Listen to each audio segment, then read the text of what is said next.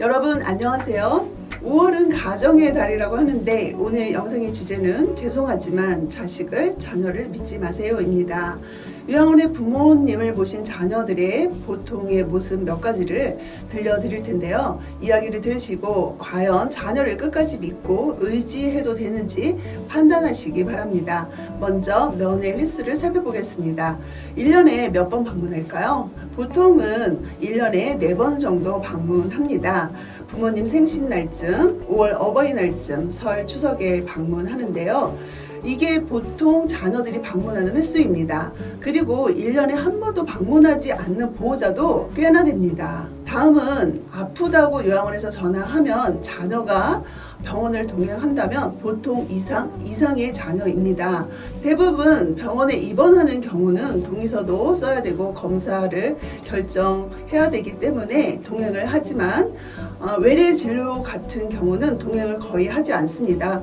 보호자들이 좀 오늘 몸이 좀 불편하다, 지방에 있다, 사정이 있어서 못 가니 대신 좀 다녀와 달라라고 말합니다. 그렇기 때문에 자녀가 아프다고 할 때마다 병원을 동행한다면 보통 이상의 자녀라고 볼 수 있습니다. 다음은 입소하시면서 멀쩡한 속옷이 5벌 이상이다.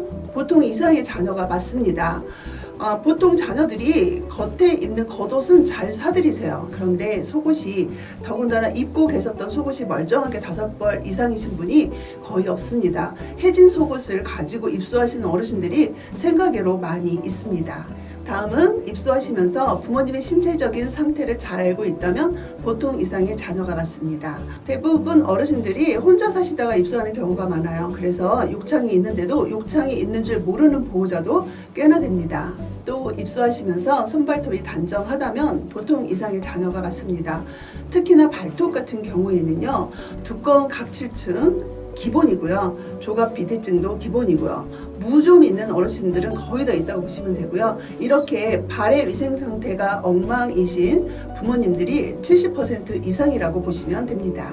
또 면회하면서 1시간 정도 할 말이 있다면 보통 이상의 보호자가 맞습니다. 대개의 보호자들은 10분, 15분 면회하면 할 말이 없어요. 그런데 이렇게 1시간 정도 할 말이 있다는 것은 평상시에도 부모님과 잦은 통화를 통해서 대화를 하고 있다는 얘기죠.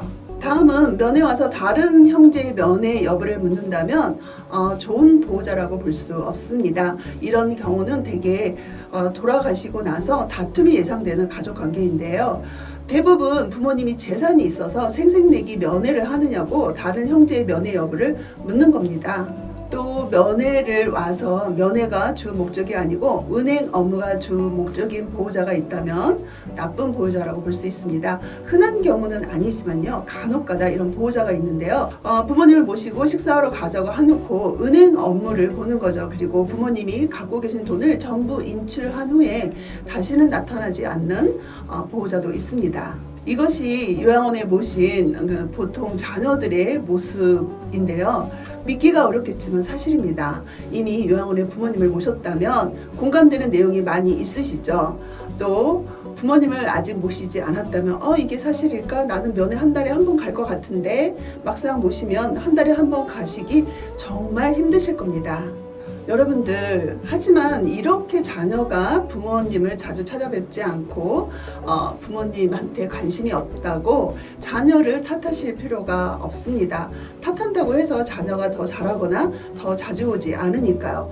오히려 자신만 더 마음이 속상할 뿐입니다. 그래서 제가 드리고 싶은 말씀은요, 자녀들 너무 믿지 마시고요, 자녀 바라기 그만하시고요, 자신을 위한 삶을 사시기 바랍니다.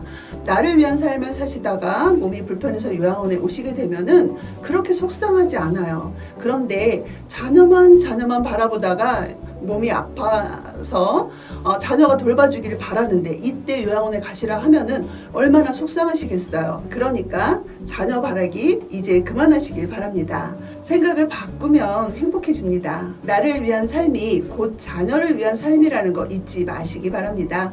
오늘 영상은 여기서 마치도록 하겠습니다. 시청해 주셔서 감사합니다.